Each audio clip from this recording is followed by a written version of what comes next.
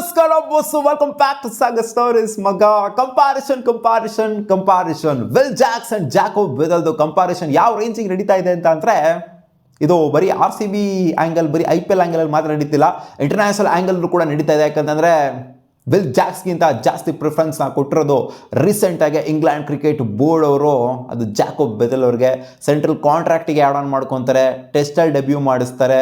ನೋಡಿ, will ಜಾಕ್ಸಿಂದ almost ಎಲ್ಲ ಕಿತ್ಕೊಂತ ಇದ್ದಾರೆ ಅಂತ ಹೇಳಬೇಕು. ಆ್ಯಂಡ್ ವಿಲ್ ಜಾಕ್ಸ್ ಅವ್ರದ್ದು ಮುಗ್ದೋಯ್ತಾ ಕೆರಿಯರ್ ಅಂತ ಆ ಥರ ಅಲ್ಲ ಹೇಳ್ತಿರೋದು. ಹಂಗೆ ನೋಡೋಕೆ ಸ್ಯಾಮ್ ಕರನ್ನು ಮುಗ್ದೋಗ್ಬೇಕು, ಅವರು ಕೂಡ ಸೆಲೆಕ್ಟ್ ಮಾಡಿಲ್ಲ. ಸೊ ಆ ಥರ ಅಲ್ಲ ಹೇಳ್ತಾ ಇರೋದು. ಸೊ ವಿಲ್ ಜಾಕ್ಸ್ ಮತ್ತು ಇವರ ಕಂಪ್ಯಾರಿಸನ್ ಅಂತ ಬಂದಾಗ ಪ್ರಿಫರೆನ್ಸ್ ಜಾಸ್ತಿ ಕೊಟ್ಟಿರುವಂಥದ್ದು ಇಂಗ್ಲೆಂಡ್ ಕ್ರಿಕೆಟ್ ಬೋರ್ಡು ನಮ್ಮ RCB ಥರನೇ ಪ್ರಿಫರೆನ್ಸ್ನ ಕೊಟ್ಟಿದೆ. ಏನಕ್ಕೆ ಅಂತ ಕೇಳಿದ್ರೆ 2024 ಅವರ ಸ್ಟ್ಯಾಟ್ಸ್ ಏನಿದೆ ಅದು ಮಾತಾಡ್ತಾ ಇದೆ. ಏನಕ್ಕೆ ಜಾಕೋ ಬೆದಲ್ ಬೆಟರ್ ಅಂತ. ಇಂಗ್ಲೆಂಡ್ಗೆ ಡೆಬ್ಯೂ ಮಾಡಿದ್ರು, ಟೆಸ್ಟಲ್ಲೂ ಕೂಡ ಡೆಬ್ಯೂ ಮಾಡಿದ್ರು, ಆ್ಯಂಡ್ ಇವಾಗ ಆಡ್ತಾ ಇದ್ದಾರೆ. ಇಂಡಿಯಾ ಮೇಲೂ ಕೂಡ ಆಡೋದಕ್ಕೆ ಬರ್ತಿದ್ದಾರೆ, for the very first time ಆಡೋದಕ್ಕೆ ಬರ್ತಿದ್ದಾರೆ. ಆ್ಯಂಡ್ ಚಾಂಪಿಯನ್ಸ್ ಟ್ರೋಫಿಗೂ ಕೂಡ ಸೆಲೆಕ್ಟ್ ಆಗಿರುವಂಥದ್ದು. ಕಂಪ್ಯಾರಿಸನ್ ಅಂತ ಬಂದಾಗ ಇವ್ರನ್ನ ಏನಕ್ಕೆ ಸೆಲೆಕ್ಟ್ ಮಾಡಿದ್ದಾರೆ ಅಂತ ಅಂದರೆ, ಇಂಗ್ಲೆಂಡ್ ಕ್ರಿಕೆಟ್ ಬೋರ್ಡ್ ಅವರು ಇದಕ್ಕೇನೆ 2024 ಸ್ಟ್ಯಾಟ್ಸ್ ಅಂತ ಬಂದಾಗ ಇವರು ಆಡಿರುವಂಥದ್ದು, ಜಾಕೋ ಬೆದಲ್ ಅವರು ಆಡಿರುವಂಥದ್ದು 25 ಇನ್ನಿಂಗ್ಸು ಜಾಕೋ ಬೆದಲ್ ಅವರು ಬ್ಯಾಟಿಂಗ್ ಆಡಿದರೆ ಅದರಲ್ಲಿ 700 ರನ್ಸ್ನ ಹೊಡೆದರು with an average of 38.89, almost 39 average, 40 ಅಂತ ಅನ್ಕೊಳ್ಳಿ. ಆವ್ರೇಜು ಕಡಕ್ಕಾಗೆ ಮೇಂಟೈನ್ ಮಾಡಿದರೆ ಗುರು. ಕನ್ಸಿಸ್ಟೆಂಟಾಗಿ ಇವರ ಬ್ಯಾಟಿಂದ ರನ್ಸ್ಗಳು ಬಂದಿದೆ. ಆವ್ರೇಜಲ್ಲಿ ಎಲ್ಲೂ ಕೂಡ ಕುಸಿತ ಕಂಡಿಲ್ಲ. ಅಂದರೆ ಇವ್ರು ಬ್ಯಾಟಿಂಗಿಗೆ ಬರ್ತಾ ಇದ್ದಾರೆ ಅಂತ ಅಂದರೆ ಪಕ್ಕ ಒಂದು 3 ಮ್ಯಾಚಲ್ಲಿ 2 ಮ್ಯಾಚಾರು ಪರ್ಫಾರ್ಮ್ ಮಾಡ್ತಾರೆ, ಶ್ಯೂರಾಗಿ ಪರ್ಫಾರ್ಮ್ ಮಾಡ್ತಾರೆ. ಆ ಥರ ಬ್ಯಾಟರು ಆ್ಯಂಡ್ ಲೆಫ್ಟ್ ಹ್ಯಾಂಡರು, ಇದು ಕೂಡ ಮೇನ್ ಇಂಪಾರ್ಟೆಂಟ್. ಇವರು ಮಿಡ್ಲ್ ಆರ್ಡ್ರಲ್ಲಿ ಅಥವಾ ಟಾಪ್ ಆರ್ಡ್ರಲ್ಲೇ ಆಗಿರಲಿ ಲೆಫ್ಟ್ ಹ್ಯಾಂಡರ್ ಒಬ್ರು ಇದ್ದಾರೆ ಅಂತ ಅಂದರೆ ಅಲ್ಲಿ ಡಿಫ್ರೆನ್ಸ್ ಮಾಡುವಂಥದ್ದೇ ಬೇರೆ. ಹೌದು, T20s ಅಂತ ಬಂದಾಗ ನಾವು ಹೇಳ್ಬೋದು left hand right hand combination ಇವೆಲ್ಲ ಏನು ಬೇಕಾಗಿಲ್ಲ, ಅವರು ಹಾಕೊಂಡು ಚಚ್ಚೋ ಅಂತವ್ರು ಬೇಕು ನಮಗೆ ಮೇನ್ ಆಗಿ ಅಂತ. ಸೊ ಅದು ಕೂಡ ಒಂದು ವ್ಯಾಲಿಡ್ ಪಾಯಿಂಟ್ ಏನೇ, ಬಟ್ ಇವ್ರು ಚಚ್ತಾ ಇದ್ದಾರೆ, ಇದು ಕೂಡ ಒಂದು ವ್ಯಾಲಿಡ್ ಪಾಯಿಂಟ್ ಏನೇ.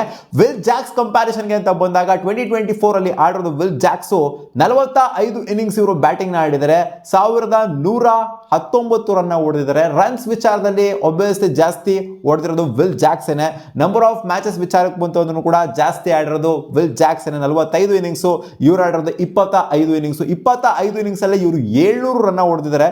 ಇವರು 45 ಇನ್ನಿಂಗ್ಸಲ್ಲಿ 1119 ರನ್ನ ಹೊಡೆದಿದ್ದಾರೆ ವಿತ್ ಅನ್ ಆವ್ರೇಜ್ ಆಫ್ 26.02.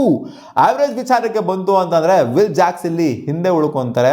ಇವ್ರು ಹೆಂಗೆ ಅಂತಂದರೆ ಹೊಡೆದ್ರೆ ಸೆಂಚುರಿ ಹೊಡಿತಾರೆ, 190, 80 ಆ ಥರ ಹೊಡಿತಾರೆ ವಿಲ್ ಜಾಕ್ಸ್ ಅವರು. ಹೊಡಿಲ್ಲ ಅಂತಂದರೆ ಸಿಂಗಲ್ ಡಿಜಿಟಲ್ 1-2-3 ಮ್ಯಾಚು ಕಂಟಿನ್ಯೂಸ್ ಆಗಿ ಅದೇ ಥರ ಔಟ್ ಆಗ್ತಾರೆ. ಸೊ ಒಂದು ಇನ್ಕನ್ಸಿಸ್ಟೆನ್ಸಿ, ಆ ಒಂದು ಪ್ಯಾಟರ್ನ್ ಏನಿದೆ ವಿಲ್ ಜಾಕ್ಸ್ ಅವರ ಬ್ಯಾಟಿಂಗಲ್ಲಿ ಅದು ಕಾಣಿಸಿದೆ ಮೇನ್ ಆಗಿ ಇಂಗ್ಲೆಂಡ್ ಅವರಿಗೆ. ಸೊ ವಿಲ್ ಜಾಕ್ಸ್ ಮತ್ತು ಜಾಕೋ ಬೆದಲ್ ಅಂತ ಕಂಪ್ಯಾರಿಸನ್ಗೆ ಅಂತ ಬಂದಾಗ left hand right hand combination ಕೂಡ ಇದು ಕೂಡ ಒಂದು ಮ್ಯಾಟ್ರ್ ಆಗಿದೆ.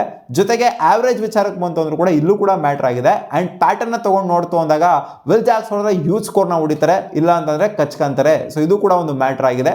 ಸೊ ಎಲ್ಲ ಮ್ಯಾಟ್ರ್ಗಳನ್ನ ಡಿಸ್ಕಸ್ ಮಾಡಾದ್ಮೇಲೆ ECB ಅವರು ಈ ಒಂದು ನಿಲುವನ್ನು ತಗೊಂಡಿದ್ದಾರೆ ಅನ್ನೋ ಥರ ಕಾಣಿಸ್ತಾ ಇದೆ. ವಿಲ್ ಜಾಕ್ಸ್ಗಿಂತ ಇವರಿಗೆ ಜಾಕೋ ಬೆದಲ್ಗೆ ಮೇನ್ ಪ್ರಿಫರೆನ್ಸ್ನ ಕೊಟ್ಬಿಟ್ಟು ಚಾಂಪಿಯನ್ಸ್ ಟ್ರೋಫಿಲಿ ಇವರಿಗೆ ಅವಕಾಶ ಕೊಡಬೇಕು ಅಂತ ಇಟ್ಟಿದ್ರ ನಂತರ ಕಾಣಿಸ್ತಾ ಇದೆ. ಆ್ಯಂಡ್ RCBನೂ ಕೂಡ ಇದನ್ನೇ ಮಾಡಿದ್ರ ನಂತರ ಕಾಣಿಸ್ತಾ ಇದೆ.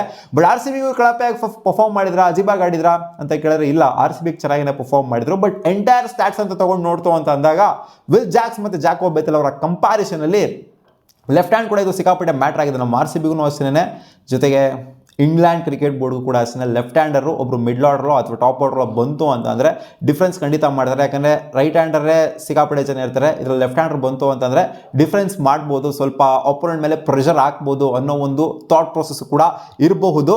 ಆ್ಯಂಡ್ ಇವರ ಸ್ಟ್ರೈಕ್ ರೇಟ್ ವಿಚಾರಕ್ಕೆ ಬಂತು, ವಿಲ್ ಜಾಕ್ಸ್ ಅವರು ಸ್ಟ್ರೈಕ್ ರೇಟಲ್ಲಿ ಮೇಲ್ಗಡೆ ಇದ್ದಾರೆ, 159.07.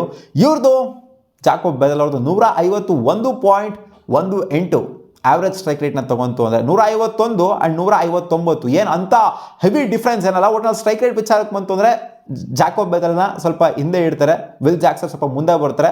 ಏನು ಗುರು ಅವ್ರು ಸ್ಟ್ರೈಕ್ ರೇಟ್ ಚೆನ್ನಾಗಿದೆಯಮ್ಮ, ಔಟ್ ಆಗ್ತಾರಪ್ಪ, ಇನ್ಕನ್ಸಿಸ್ಟೆಂಟಾಗಿ ಇರ್ತಾರಪ್ಪ, ಸ್ಟ್ರೈಕ್ ರೇಟ್ ನೋಡಿ 160 ಇಲ್ವಾ ಅಲ್ಲೇ, ಜಾಕೋ ಬೆದಲ್ 151 ಅಂತ ಹೇಳಿದ್ರೆ ಇಲ್ಲಿ ಬೇಕಾಗಿರೋದು ಒಂದು ರೇಂಜಿಗೆ ಕನ್ಸಿಸ್ಟೆನ್ಸಿ ಬೇಕಾಗಿರೋದು. ಸ್ಟ್ರೈಕ್ ರೇಟು ಒಂದು 4-5 ಅಥವಾ ಒಂದು 7 ಪಾಯಿಂಟ್ಗಳು ಡಿಕ್ರೀಸ್ ಆದರೂ ಕೂಡ ನಡೆಯುತ್ತೆ. ಮೈನಾಗಿ ಎಲ್ಲ ಮ್ಯಾಚ್ಗಳು ಕೂಡ ರನ್ ಹೊಡೆಯೋ ಅಂಥವ್ರನ್ನೇ ಎಲ್ಲರೂ ಕೂಡ ನೋಡೋವಂಥದ್ದು. ನೀನು ಒಂದು ಮ್ಯಾಚಲ್ಲಿ ಒಂದು 100 ಹೊಡೆದ್ಬಿಟ್ಟು, ಒಂದು ಮ್ಯಾಚಲ್ಲಿ ಅಥವಾ ಒಂದು 60-70 ಹೊಡೆದ್ಬಿಟ್ಟು ನೆಕ್ಸ್ಟ್ ಒಂದು 2-3 ಮ್ಯಾಚಲ್ಲಿ ನೀನು ಸಿಂಗಲ್ ಡಿಜಿಟ್ಗೆ ಔಟ್ ಆದೆ ಅಂತಂದರೆ ಅಂದರೆ ನಮ್ಮ ಆರ್ ಸಿ ಬಿ ಬಗ್ಗೆ ಮಾತಾಡ್ತಿಲ್ಲ ಗುರು, ಆರ್ ಸಿ ಬಿ ಆ ಥರ ಆಡಿದ್ದಾರೆ ಅಂತ ಹೇಳ್ತಿಲ್ಲ. ಆರ್ ಸಿ ಬಿ ಹಂಗೆ ನೋಡೋಕೆ ಹೋಯ್ತು ಅಂದರೆ ಚೆನ್ನಾಗಿನೇ ಪರ್ಫಾರ್ಮ್ ಮಾಡಿದರೆ. ವಿಲ್ ಜಾಕ್ಸ್ ಅವ್ರು ಕೊಟ್ಟಂಥ ಆಪರ್ಚುನಿಟಿನ ಕರೆಕ್ಟಾಗಿ ಯುಟಿಲೈಸ್ ಮಾಡ್ಕೊಂಡಿದ್ದಾರೆ. ನಾನು ಇಂಗ್ಲೆಂಡ್ ಕ್ರಿಕೆಟ್ ಬೋರ್ಡ್ ಅವರ ಆ್ಯಂಗಲಲ್ಲಿ ಮಾತಾಡ್ತೀನಿ ಆ್ಯಂಡ್ ಆರ್ ಸಿ ಬಿ ಈ ಸೀಸನ್ ಯಾವ ಥರ ಯೋಚನೆ ಮಾಡಿದೆ ಆ ಆ್ಯಂಗಲಲ್ಲಿ ಮಾತಾಡ್ತಿದ್ದೀನಿ ಅಷ್ಟೇ ಮಗ. ಒಟ್ನಲ್ಲಿ ವಿಲ್ ಜಾಕ್ಸ್ ಮತ್ತು ಜಾಕೋಬ್ ಬೆಥೆಲ್ ಅನ್ನೋ ಕಂಪಾರಿಸನ್ಗೆ ಬಂದಾಗ ಈ ಆಯಾಮಗಳ ಬಗ್ಗೆ ಯೋಚನೆ ಅಂತೂ ಖಂಡಿತ ಆರ್ ಸಿ ಬಿನೂ ಮಾಡಿದೆ ಆ್ಯಂಡ್ ಇ ಸಿ ಬಿನೂ ಕೂಡ ಮಾಡಿದೆ. ಅದಕ್ಕೋಸ್ಕರ ಈ ಒಂದು ನಿರ್ಧಾರನ ತೊಗೊಂಡಿದ್ದಾರೆ ಅಂತ ಕಾಣಿಸ್ತಾ ಇದೆ. ನೋಡೋಣ ಅದೇನಾಗುತ್ತೆ ಅಂತ. ನಿಮಗೆ ಅನ್ನಿಸ್ತಿದೆ ಸ್ಟ್ಯಾಟ್ಸು ಗೀಟ್ಸು ಇವೆಲ್ಲ ನೋಡಾದ್ಮೇಲೆ ವಿಲ್ ಜಾಕ್ಸ್ ಬೆಟ್ರ್ ಅಂತ ಅನ್ನಿಸ್ತಾ ಇದೆಯಾ ಅಥವಾ ಜಾಕೋಬ್ ಬೆಥೆಲ್ ಬೆಟ್ರ್ ಅಂತ ಅನ್ನಿಸ್ತಿದ್ಯಾ ಗೊತ್ತಿಲ್ಲ. ನಮ್ಮ ಆರ್ ಸಿ ಬಿಗೆ ಯಾವ ಥರ ಆಡ್ತಾರೆ ಅಂತ ನೋಡೋಣ ಅದೇನು ಆಗುತ್ತೆ ಅಂತ. ಸಿಗೋಣ ಒಬ್ಬ